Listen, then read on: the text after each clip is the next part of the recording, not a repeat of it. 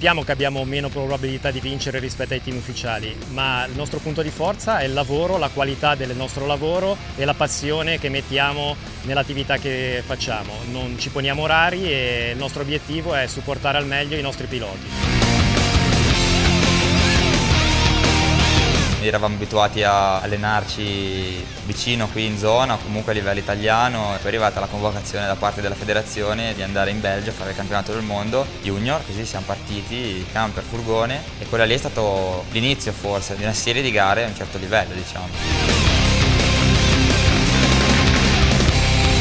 Per competere lì, in quel campionato lì, le moto vanno apportate delle modifiche, rapporti di compressione, benzine, si va a provare sui campi, si fanno test, si prova, si smonta, si controlla e a volte il cavallo in più fa la differenza, insieme al pilota, ribadisco sempre.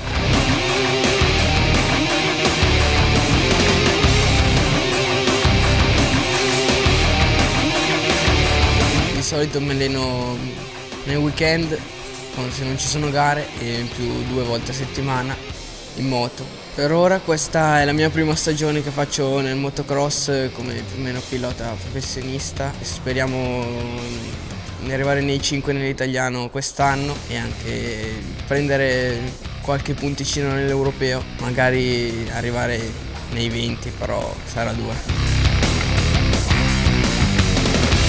È bello secondo me venire sempre qua per la pista che troviamo, simile a quelle del nord Europa, che è una cosa un po' strana qui in Italia. Le piste sono tutte dure, il terreno invece questo è sabbioso, si formano tanti buchi, canali e diventa molto impegnativo. L'appuntamento del mondiale è una cosa sentita, bisogna arrivare e essere al top.